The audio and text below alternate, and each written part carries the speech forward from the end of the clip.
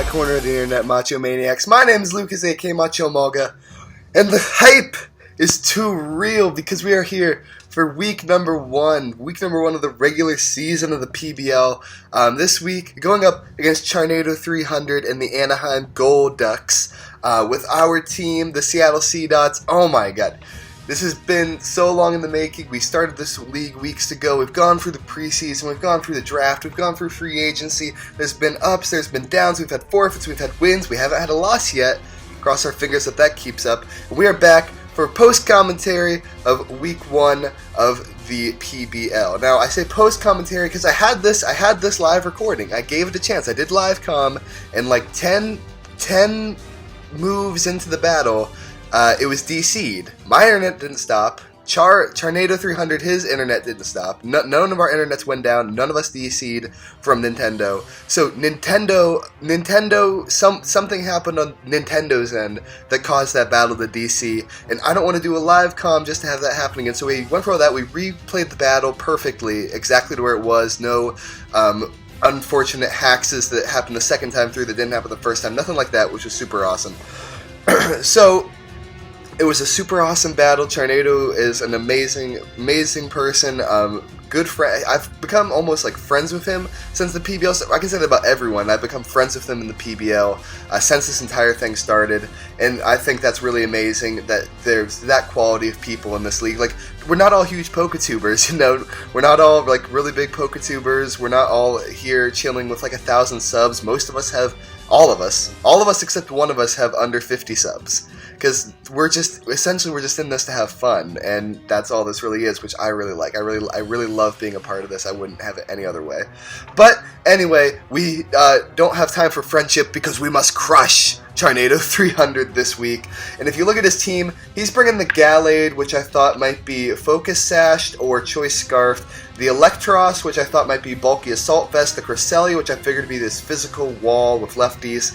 The Ambipom, which I see a lot of times with Silk Scarf or Life Orb, Fake Out, does tons of damage with Technician. The Goodra, I figured would probably be like Leftovers, Specialty Wall. And then the Mega Venusaur, which is a Mega Venusaur. And there's a lot of things you can run, but I figured it'd be Bulky Attacker, Max HP, Max... I've seen him run physical Mega Venusaur, so I figured it could be Max Attack, Max Special Attack with Max HP.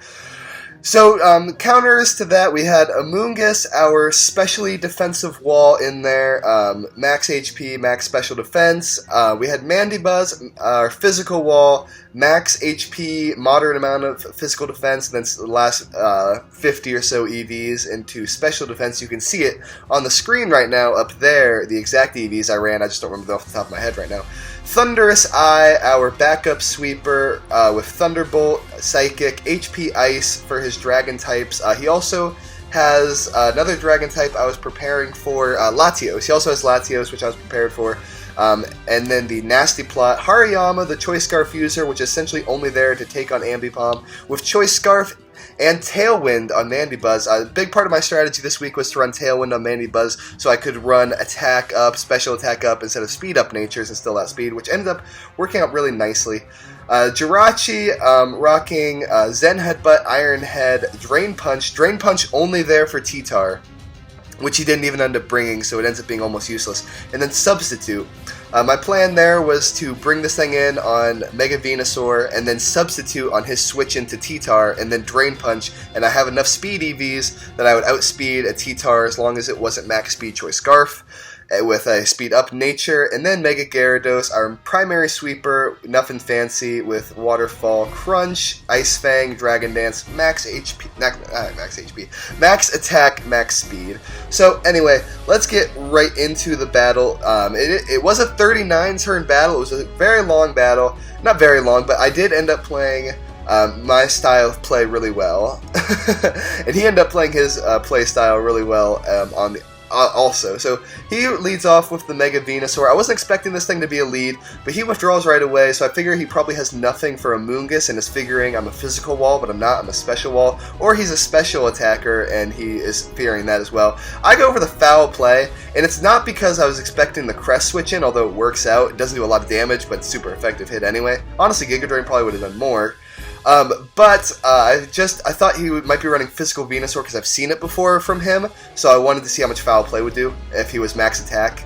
Anyway, he goes for the Psyshock, which I'm surprised how well Amoonguss takes, because I am max special defense, not max defense, and I still don't do it still doesn't do over half, which is amazing. So I'm able to get the Spore off and get Swiss Cheese, the shiny Cresselia to sleep, which was amazing for me.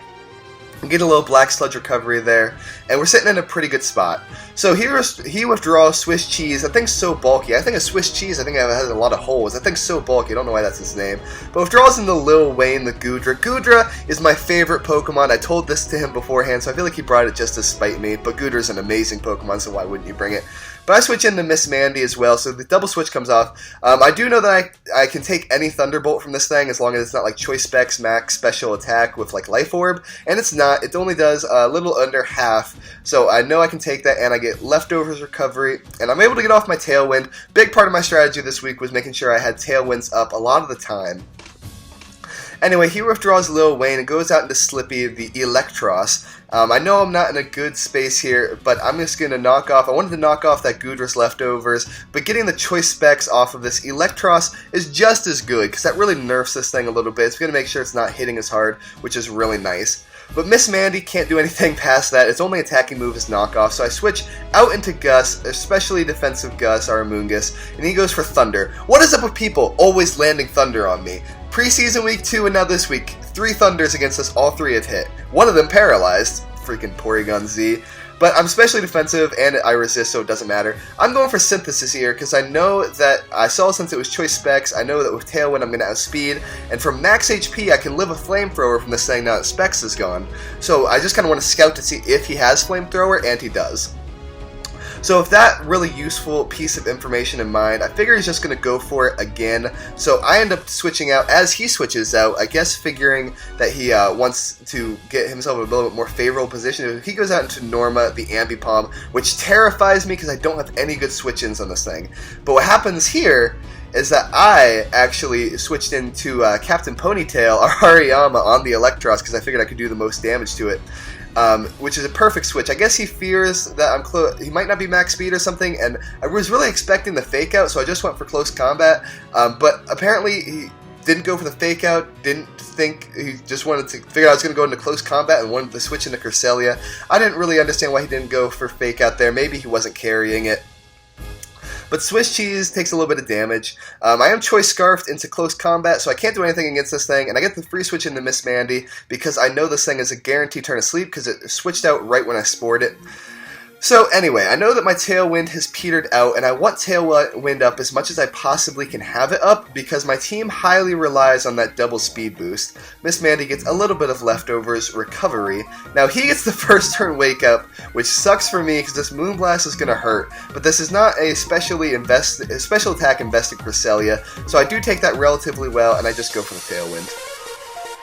Now both of us are going to go ahead and get our Leftovers recovery back. Swiss Cheese is going to go pretty much up to full health.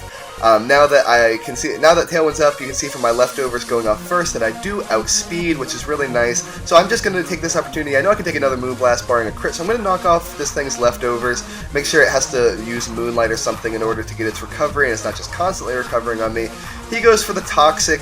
Originally I had possibly planned on switching into Jirachi that turn, which would have been awesome that Miss Mandy wouldn't have been Toxic. But there's really nothing I can do about that now. I've seen Psyshock and I have seen Moonblast, so I know I resist both of those really well with our Jirachi. So I switch into Jirachi here, and what he goes for is Moonblast. I do resist this thanks to Steel typing, and it does pretty much next to nothing. Only does, what, 15 points of HP. And I figure he's going to switch out here, so I take the opportunity to go for the Clutch Substitute, which is super awesome, because Lil Wayne is super bulky, especially defensively, but it is not bulky in the physically defensive department. I am physically offensive. I figure that he's probably running Flamethrower on this thing, and since he stays in, I know for a fact he is. But I'm able to get off the Headbutt Iron Head. It flinches, which sucks for him. I'm going to go off with another Iron Head. I realize that this style of play is really annoying, and I'd be super annoyed because I get a double flinch. I'd be super annoyed if I were on his end. But as I said in my draft analysis video, if you don't like Jirachi, you should have drafted it yourself. I'm pretty sure I had the 6 overall pick. I'm pretty sure Tornado picked before me. You didn't draft it. So anyway, in comes Slippy. Jirachi nags the first KO of the game. I go for Zen Headbutt here.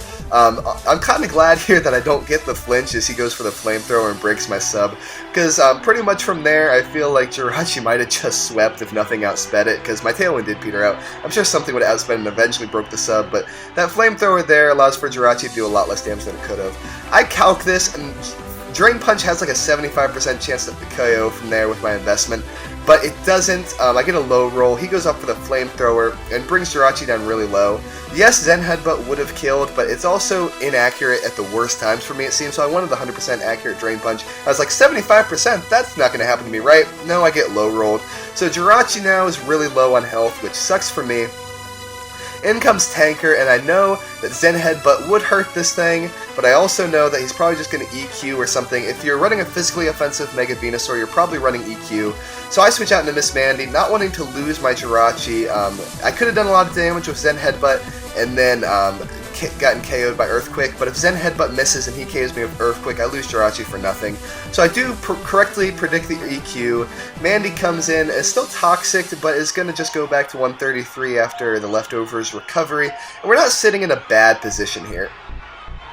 Anyway, he withdraws Tanker, I guess fearing the Brave Bird or something, which I'm not actually running this week. Honestly, with Knockoff and him being a Mega, I can't really do anything to him at all.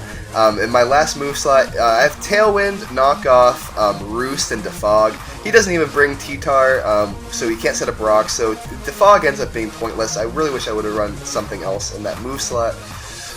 But what, hindsight's 2020, that's what I was going for there. I get the Tailwind off. I want to knock off this thing's presumably Silk Scarf, but it's actually Focus Sash, and it goes for Agility, which is like super terrifying for me, honestly. At this moment, I was thinking, there's no way he's running like Agility Last Resort on this Ambipom, is he? Which was kind of terrifying. But I do the calcs, and I figure pretty much I'm almost going to live anything because Captain Ponytail is at full health. And then he goes for the double hit, which I'm super confused by. I've never seen Agility double hit Ambipom. Like, props to him for bringing the weird set, but sometimes weird sets don't work, and this one doesn't work because it doesn't get a kill. It doesn't get a kill, and it's just going to get destroyed by this close combat from Choice Scarf Hariyama. Max speed, speed up nature, Choice Scarf. I think when I was doing through this, I outspeed barely, or it might be a speed tie even. But I'm Choice Scarf now, still into close combat, so there's absolutely bum diddly I can do against this Venusaur. So I'm going to switch into my designated Venusaur switch, which is Miss Mandy. As he goes for the Seed Bomb, which I resist. And we're sitting in a pretty decent position here. Leftovers and Toxic, we're going to do this little dance again. Is going to send us right back to where we were when we came in on the turn. Now I figure at this point, he might start to think that I don't have a flying type move. He does realize this. He goes for Knockoff, which is getting rid of my constant recovery, but I still have Roost, so I still have some form of recovery. I'm really glad I picked up Mandibuzz in the free agency, honestly. I traded away Terrakion to get it, but I wasn't using Terrakion much. It didn't synergize with my team great, and I desperately had a problem against rocks without a Rapid Spinner or a Defogger, and Mandibuzz gives me a great Defogger, which is super awesome. Anyway, he's going to switch into Swiss Cheese here as I switch out into what I believe is Thundurus? Thundurus. Yeah, I switch into Thundurus here, but as soon as I see the Cresselia there, I realize there's not going to be anything to do. I wasn't expecting him to switch out the Venusaur. So I go back out into Miss Mandy. Miss Mandy getting all kinds of screen time. He goes for the Toxic, which would have hurt my setup sweeping Thundurus, but Miss Mandy's already Toxic, so she does not care. And we're back to doing this little dance. Moonlight goes off, obviously Moonlight on physically bulky Cresselia. I've run it before, it's super annoying if you don't have a way to deal with it. I just set up Tailwind because, as previously stated many times, Tailwind is vital to my strategy this week, as I'm not running enough speed to outspeed a lot of like Choice Scarfers that might be on his team without it. So anyway, we're still up 6-2 at this point, with his Goodra and Electros gone. But he's going to go for the Moonblast here. I do intentionally sack off Captain Ponytail. What I see that it can't really do anything against the rest of his team, so there's no real point in keeping it, honestly. and I'm going to sack it off so I can go into Scrimp here, get the Intimidate, which doesn't really matter because it's special attacking, and I Mega Evolve here. You have to Mega Evolve first turn in the PBL. I know that he's going to go for Moonblast, but I calc it with 0 or 4 special attack EVs on this thing, it's only going to end up doing about 25%, so I'm just going to go for the what I consider to be safe Dragon Dance. Even a crit's not even going to bring me down to half, so I'm safe doing that. He does go for the Moonblast, and the calc is correct, as it does about 25% of damage. So I think I'm sitting pretty here. He gets a special attack drop. Ooh. So I figure I'm sitting pretty safe here, even if he switches into Mega Venusaur, which he does. So I go for another Dragon Dance, because I know that I have to be +2 attack in order to OHKO physically defensive Cresselia with Crunch. So I just go for the Mega Dragon Dance. I go for the Dragon Dance again, and I go for the Crunch. Tailwind peters out, doesn't matter, I'm at +2 speed, I'm going to be outspeeding anyway. I go for the Crunch because I stay in, because I calc it. Seed Bomb from this thing, if it's max attack adamant, is 50-50 to kill from this range. Unless he gets a crit. I'm just dumbfounded by the amount of hacks. I feel like I'm playing perfectly and then I get hacked here and there. And it doesn't really matter that I'm getting hacked because I'm playing so well in the other departments. But anyway, I go for Nasty Plot because I figure he's going to switch out. He doesn't actually switch out, so I'm thinking he has something for me. I've only seen Seed Bomb, Knockoff, and Earthquake, and I figure he might go for Knockoff. It would have made the most sense to get rid of my Life Orb, so I'm a little bit less of a threat. But he doesn't. He goes for Seed Bomb. It's another crit. It's another crit, by the way. I missed that when it originally happened. I get a crit with Psychic. Of course, he's in red, so that doesn't matter. And I'm Life Orb. Life Orb +2, max special attack, Modest Thunderous. I figure that this thing probably is Choice Scarfed. I'm scared of it by a lot, but I just stay in anyway. Honestly, I figured that if he was, If he was Choice Scarf or Focus Sash and took me out, I was going to be able to switch into a Moongus and just Stall War, unless it had like Psycho Cut, in which case I would have gone into something else. Anyway, Thunderbolt here paralyzes the Cresselia. It doesn't really matter because he does get first turn parried here. Honestly, Psyshock or Moonblast might have taken me out. It's a roll to take me out. If he did take me out, I would have gone into Jirachi, outsped an Iron Head for the win. So instead of being a 3-0, possibly it was 4-0. Anyway, GG to Charnado. Really amazing battle by him. I had to play a lot of stall, as previously stated, ended up being a 39-turn battle. I ended up switching a lot into pretty much Miss Mandy was the MVP of this team. Was able to switch into a lot of his team and take hits and deal out some damage with not really deal out damage, but get rid of items with knockoff, which really nerfed really nerfed Electros. Getting rid of that choice specs was the thing that allowed Jirachi to live, that flamethrower, which I stupidly went for Drain Punch on, and also got rid of Cresselia's recovery, which really wasn't that big of a deal, but ended up being kind of a deal. It was a deal, it wasn't a big deal. But really, props out to Miss Mandy, earning probably thumbnail duty. Miss Mandy and Thunderous are two flying types on the team, probably going to be thumbnail duty, as Thunderous grabs 3 KOs in week 1 with the mini sweep at the end. Anyway, that's all. Really awesome 4-0 victory in the very first week. I hope you enjoyed the video and you're hyped for all the remaining weeks of the PBL, as the Seattle Seedots are now 1-0. Amazing. Really can't wait for the coming weeks. Next week, who do we have next week? Next week we have TCF Eric, my Soul Link partner. I'm super hyped for that. It's a in-division battle. So it's a really must-win for us. We're going to have to really prepare a lot for that. Hopefully I can do live comm, but with the Nintendo acting up in this area, maybe all over, I don't really know. But with Nintendo acting up, I'm not really super confident in that happening. Anyway, my name is Lucas, aka Macho Emolga. I'm going to see you guys later. Peace. Oh yeah!